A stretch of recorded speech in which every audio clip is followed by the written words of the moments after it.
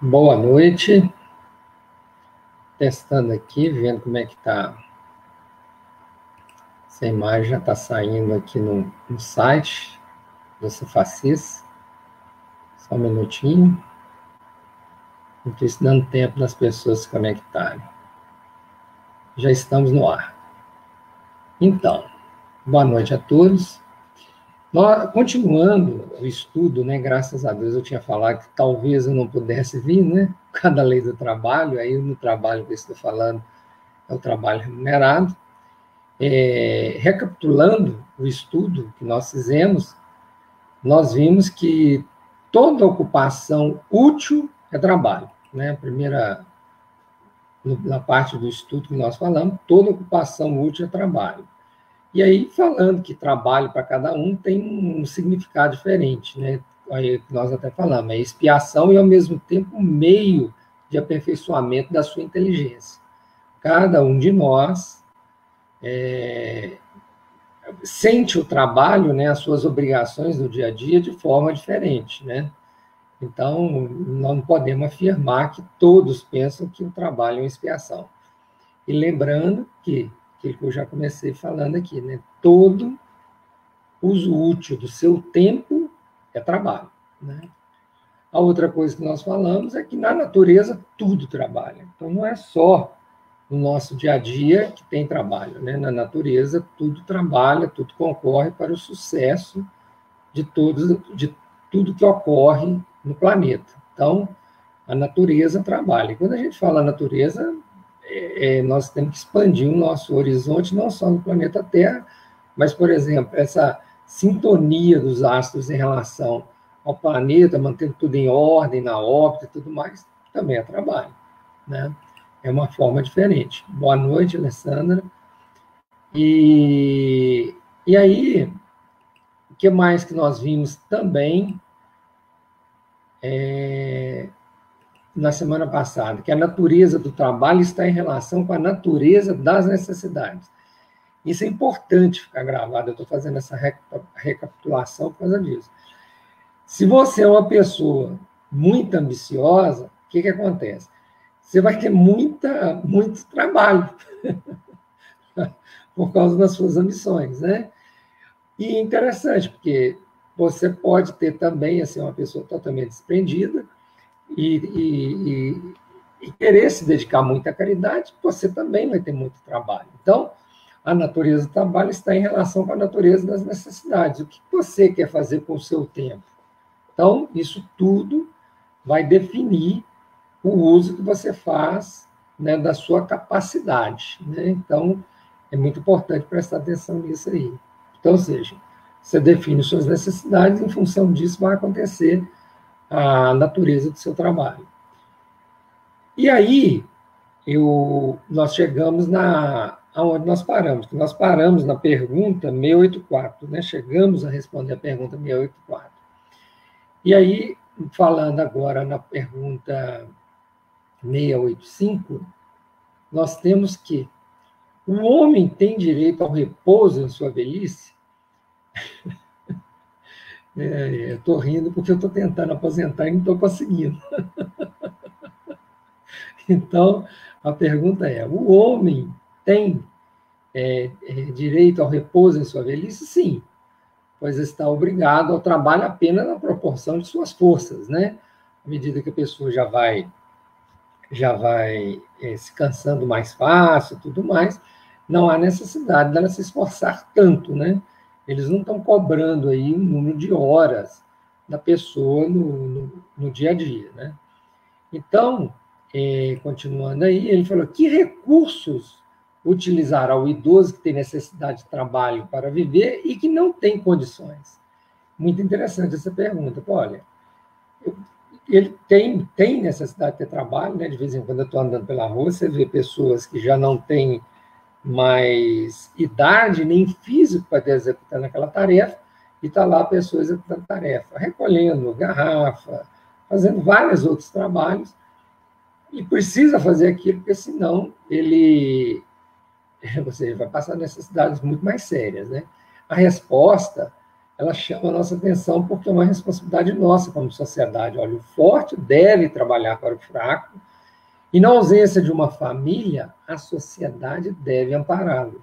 É a lei da caridade. Então, assim, não tenha dúvida, né, que o nosso mentor está deixando muito claro. Se a pessoa não tem condição de trabalhar, né, não estou falando aqui pessoas que tentam encostar uma nas outras, né? Eu falo realmente uma pessoa que precisa trabalhar. Se ela não consegue, a sociedade tem que prover algum meio dessa pessoa ter vida digna, né? Igual a gente usa o termo, né? A gente falava antigamente, a gente usava muito o termo morador de rua. Não é um morador de rua, ele está num estado, né? Porque ele não nasceu ali na rua. Então, assim, alguma coisa aconteceu que o levou a morar lá na rua, né? Então, assim, nós como sociedade temos que trabalhar e dar a ele condição de sair dessa condição de morador de rua. Então, assim, ele está num estado de morador de rua, ele não está lá, que não é um meio de vida, né? Apesar de parecer para nós, que para algumas pessoas é um meio de vida, mas não é. Eu tive uma experiência muito interessante que tinha um casal que ficava muito, eu morava em Belo Horizonte, ele ficava muito na porta da minha casa, esse casal. E eu tinha um cachorro pastor alemão. E assim, por mais que eu pedisse, eu falei, olha, evita ficar perto do portão, ele sente o cheiro de vocês, ele fica bravo, né? Aí, eu não sei porquê, né? Era um casal e às vezes eles até urinavam, faziam questão de urinar perto do portão para irritar o cachorro. E cachorro é irracional, né? E numa das vezes que minha esposa abriu o portão, o cachorro fugiu e mordeu a perna da mulher, né? E é interessante, porque Deus tem diversas formas de nos ensinar, né? E na hora que isso aconteceu, na época eu era muito novo, foi no meu primeiro casamento, eu não me dedicava a nenhuma tarefa assim, espiritual igual hoje eu me dedico, né? Ele não era espírita, né? A esposa era católica, imagina, eu não era praticante. Então, mas Deus é engraçado, ele vai tentando quebrar as suas barreiras, né? Ele vai tentando quebrar as suas barreiras que para ele não quer saber, ele torce para o seu sucesso, ele quer te fazer enxergar a vida. E assim, eu vou voltar um pouco no tempo, e eu caí na bobagem de assinar a Folha de São Paulo. Então, assim, só quem assina a Folha de São Paulo para entender o que eu vou falar. A Folha de São Paulo, naquela época, a internet não era tão forte, então chegava aquele bolo de papel, então assim, ia juntando, né, jornal dentro da minha casa, não dava tempo nem de ler, de tanta informação que era a Folha. E eu jogava a Folha inteira, quase que inteira, no lixo, né, quando terminava lá, às vezes eu nem conseguia abrir, e de vez em quando eu via essa mulher lá, sentada na frente da minha casa, com o jornal aberto. Sabe? A cena era engraçada, né? Você olhar para aquela pessoa e tudo, e o jornal aberto. Você olhava para parecia uma dona de casa lendo jornal, né? Aquela coisa toda. Bom, eu estou falando isso para vocês entenderem, né? E aí teve um evento que o cachorro atacou e mordeu a perna. E eu estava viajando, meu sogro que ajudou minha mulher, puseram ela no carro, levaram para o pronto-socorro, aquela coisa toda. E aí eu cheguei, na hora que eu vi o que aconteceu, eu voltei, cheguei, e o que aí tive que levar a moça, ela passou mal perto do médico, né, perto da médica, diga-se de passagem, já teve uma convulsão. Aí a médica viu que eu fiquei muito assustada, ela falou, não, fica calmo, porque ela é alcoólatra e ela está tendo que se abster do álcool para poder fazer o tratamento da perna.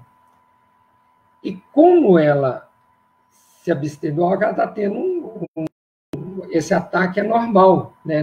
Porque o organismo dela está sentindo falta do álcool e ela está tendo esse ataque epilético. E ela já tem esse problema, eu já trato dela, né? Eu sei.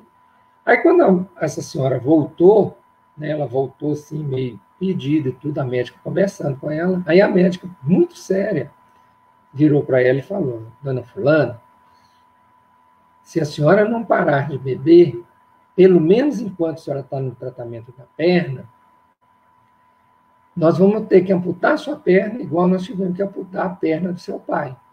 Aquilo assustou a senhora, né?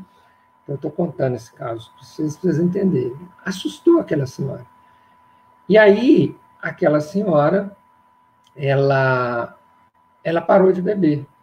E para mim foi ótimo, porque aí o leite que a gente estava dando para ela, né, ajudando ela com refeição e tudo mais, começou a surtir efeito e a perna dela começou a melhorar.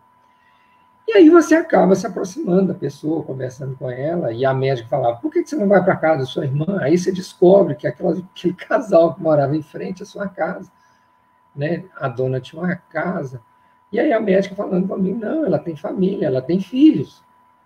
E aí eu comecei a conversar com a senhora. Ela não só tinha filhos, como ela sabia ler, sabia escrever, chegou a dar aula um tempo, né? E aí ela estava naquela condição. Então, assim, por que eu estou contando essa história toda?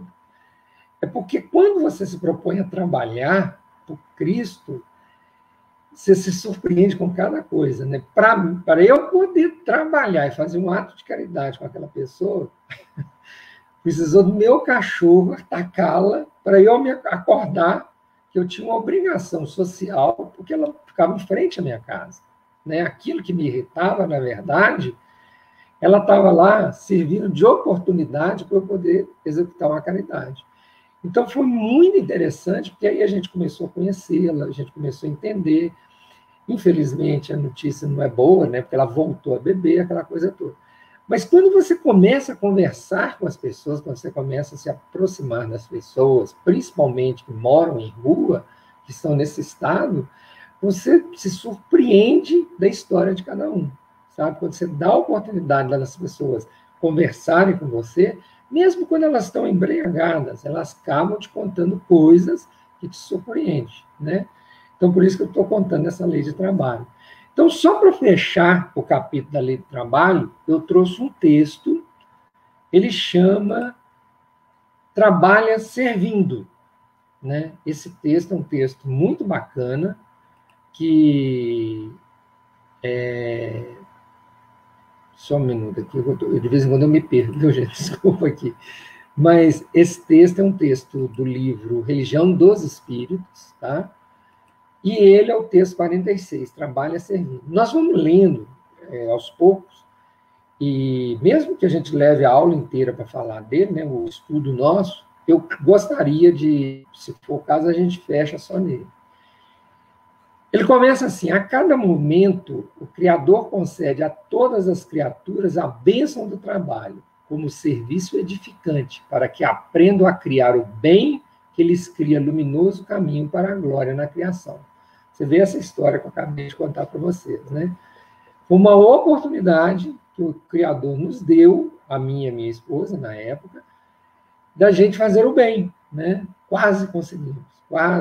Na hora que ela voltou a beber, nós ficamos realmente bastante tristes, porque era legal a gente conversar com ela e ver o tanto que ela tinha de cultura, né? de conhecimento, E a gente falava, volta para a família, não sei o quê, mas a relação já estava tão desgastada que ela não conseguia. Então, é igual o texto mostra. Aí ele fala, não permitas, portanto, que o repouso excessivo te anule a divina oportunidade. Isso aqui é uma frase que eu falo com as pessoas. Gente, preste atenção no seu dia, porque sempre vai ter uma oportunidade de você fazer o bem. Então, ele fala, não permitas, portanto, que o repouso excessivo te anule a divina oportunidade.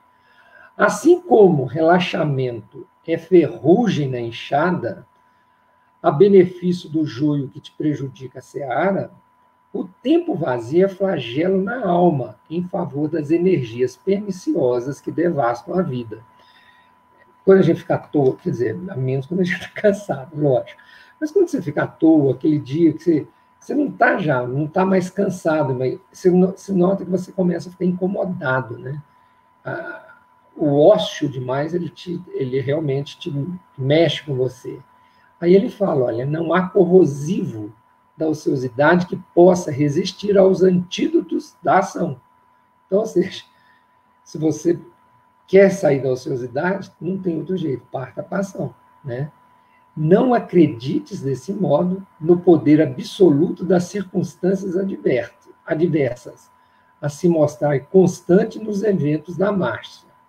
Então, agora ele vai listar um punhado de situações que podem acontecer no nosso dia a dia e como deveríamos reagir, né?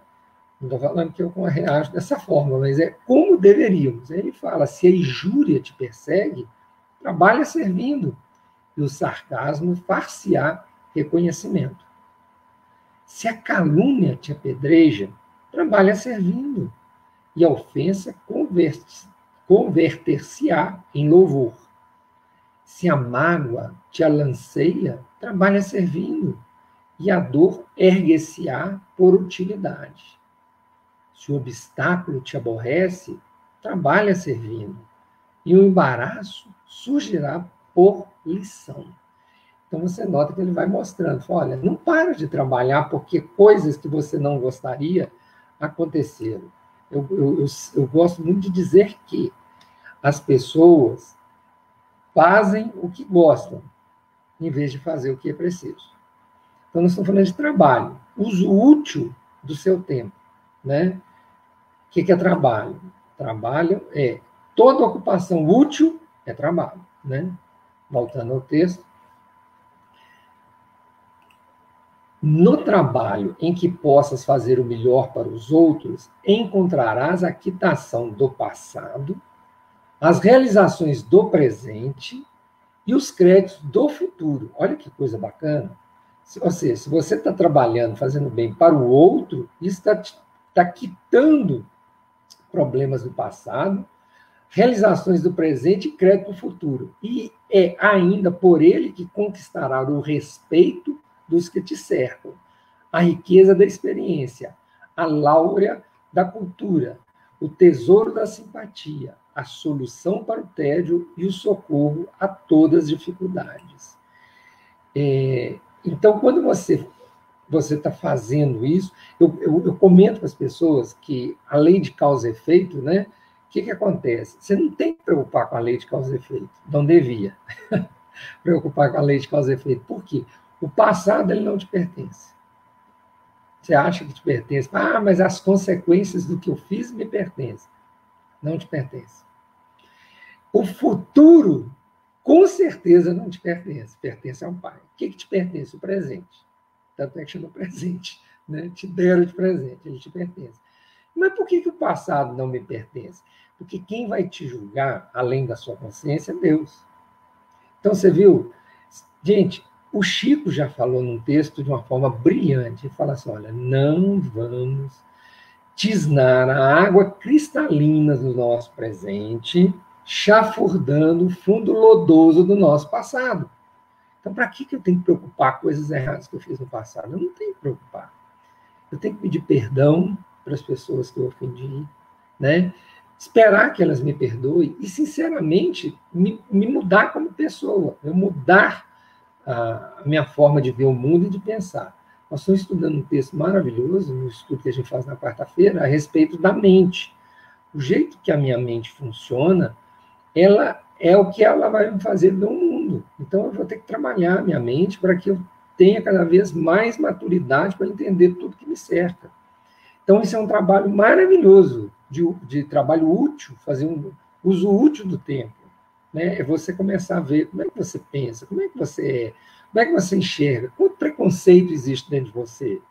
Eu mesmo, uma vez, já dentro do Espiritismo, eu falei para o pessoal assim, gente, eu não tenho paciência para pessoas com vícios, né, de álcool e droga. Gente, hoje eu trabalho na Clenó, que é um dos trabalhos mais lindos que eu gosto, sabe? Porque eles me ensinam tanta coisa. Então, assim, eu tenho vergonha de pensar o tempo que eu perdi com o preconceito bobo que eu tinha. Então, isso é que é importante. Agora, eu vou ficar lá pensando, sofrendo. Não, eu não vou preocupar com o meu passado. Eu vou deixar para Deus ver o que ele vai fazer, como que eu vou ter que fazer a minha recuperação e tudo mais. Isso eu deixo para Deus. Então, por isso que eu falo, o passado pertence a Deus, porque ele é que julga, ele que define como que nós vamos usar. E o futuro, mais ainda, né? O futuro é de Deus. Agora, o presente é nosso. Então, ou seja, se eu quero ter um futuro melhor, faço um presente melhor, né? Eu me melhoro no presente e aí eu vou adquirindo maturidade espiritual para fazer melhores escolhas para o futuro. Continuando o texto, importa notar, porém, que há trabalho nas faixas superiores e inferiores do mundo. Olha que coisa importante, hein? Presta atenção. Movimento que aprisiona e atividade que liberta. Atração para o abismo e impulso para o céu. Olha a lista que ele fala. O egoísmo trabalha para si mesmo. A vaidade trabalha para a ilusão. A usura trabalha para o azinhavre. O vício trabalha para o lodo. A indisciplina trabalha para a desordem. O pessimismo trabalha para o desânimo. Quantas pessoas hoje não estão nesse pessimismo? E aí fica desanimado. Então, ou seja, não é por aí que você tem que trabalhar. A rebeldia trabalha para a violência. A cólera trabalha para a loucura. A crueldade trabalha para a queda. O crime trabalha para a morte. Todas essas monstruosidades do campo moral representam fruto amargo e venenoso de audiências da alma com a inteligência das trevas, no palácio deserto das horas perdidas. Gente, olha que puxão de orelha. Todas essas monstruosidades que falamos acima, do campo moral, que são todas dentro do campo moral, né? Representam o fruto amargo e venenoso de audiências da alma com a inteligência das trevas, no palácio deserto das horas perdidas. E aí vem o último parágrafo. Todavia, o trabalho dos que trabalham, servindo, chama-se humildade e benevolência, esperança e otimismo, perdão e desinteresse, bondade e tolerância, caridade e amor. E somente através dele, o espírito caminha na senda de ascensão em harmonia com as leis de Deus. Olha que coisa maravilhosa. Vou até copiar aqui e vão pôr para vocês verem, né? Porque tem gente que lendo, ela... Deixa eu ver se eu consigo, hein? Me dá um pouquinho de paciência. Que lendo a pessoa costuma... ela costuma... Só um minuto, que eu vou ter que apagar aqui. Ela costuma perceber melhor o que está escrito. Ele tem um limite de palavras, aí quando copia assim direto, ele não vai, não. Tá dando certo. O Espírito caminha com harmonia com as leis de Deus. Olha que frase bacana. Olha que frase bacana. Eu acho que vai dar certinho. Deu. Olha só. Todavia, o trabalho dos que trabalham servindo chama-se humildade e benevolência, esperança e otimismo, perdão e desinteresse, bondade e tolerância, caridade e amor. E somente através dele o espírito atinge, ele não conseguiu copiar o resto. O espírito caminha na senda de ascensão em harmonia com as leis de Deus. Então, esse texto que eu trouxe para vocês é exatamente para isso, para mostrar que trabalho, na hora que a gente falar de trabalho, nós estamos falando do uso útil do tempo. Então, como sugestão assim, de exercício, né, que eu brinco que a gente tem que fazer um negócio que a gente chama de ascese espiritual. O que é uma ascese espiritual? É um desejo genuíno de você planejar o seu crescimento espiritual na vida. Como assim? Por exemplo, você, toda terça e quinta, às 19h30, aguentar o chato do Oswaldo falando na sua cabeça, é uma forma de ascese espiritual. Ou seja, você está fazendo com que você ouve uma experiência diferente da sua, né, e que às vezes eu posso trazer alguma coisa que dá aquela acenda em você a vontade da mudança. Por isso que é importante a gente se expor a bons textos, né, a bons estudos, a boas palestras e tudo mais. Porque tudo isso ajuda no planejamento nosso sério em direção à luz do Pai. Então, a série espiritual é isso, é igual eu brinco, né? Se você quer virar... Né, eu lembro muito da minha sobrinha, que ela praticou natação durante muito tempo, e dentro lá no estado de Santa Catarina, e ela acabou ganhando medalha, aquela coisa toda. Aí eu falava com a pessoa, você reclama de frio de Minas Gerais, você acha que levantar no frio, em Santa Catarina, e cair dentro de uma piscina é uma coisa boa? Mas ela fazia. Ela fazia isso por quê? Para que ela pudesse ter o prêmio lá na frente. Qual que era o prêmio lá na frente? É participar do campeonato, ganhar medalha, subir no pódio, né? E nós? Quando a gente faz um planejamento sério, no intuito do nosso crescimento, do nosso aperfeiçoamento moral e espiritual, qual que é o prêmio? O prêmio é, cada vez mais você vai fazer melhores escolhas. Cada vez mais você vai fazer um uso melhor do seu tempo. Cada vez mais as coisas externas vão te atingir menos ainda, né? Não é engraçado isso? Que, por exemplo, a pandemia está acontecendo para todos nós, mas tem pessoas que estão levando de boa e tem pessoas que não estão levando de boa. Tem o laissez-faire, né? Laissez-faire é aquele termo que a gente usa assim, deixa a vida me levar e o que der, vida leva eu. Não é isso que nós estamos pregando aqui. Nós estamos falando você está com uma situação que é real para todos nós. Então, se planeja, se proteja e vá para a vida, né? Não tenha dúvida que estamos sendo desafiados, né?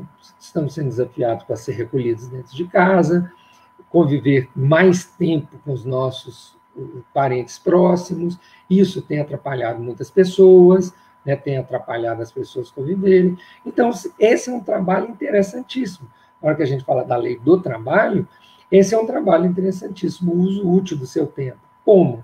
Melhorando o seu relacionamento na família, que é o primeiro núcleo, o núcleo mais importante, que nós temos que cultivar a paz, cultivar o respeito, cultivar o amor, cultivar todas aquelas benesses que a gente sempre fala e faz para os outros de fora, mas para os nossos da casa a gente evita fazer. Então assim, até nisso a espiritualidade nos protege.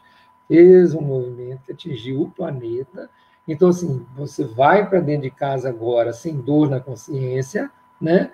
Mas eu preciso trabalhar para o pão de cada dia. Saia protegido, aquela coisa toda, porque você não vai trazer o risco para dentro da sua casa. Mas quando você voltar para casa, não volta para atrapalhar o ambiente espiritual da sua casa. É isso que eu estou falando. Então, quando você está fazendo uma ascese espiritual, é esse esforço genuíno de você querer ajudar naquele lugar, né? A gente brinca o seguinte, você tem que ser a luz, a paz do lugar onde você está.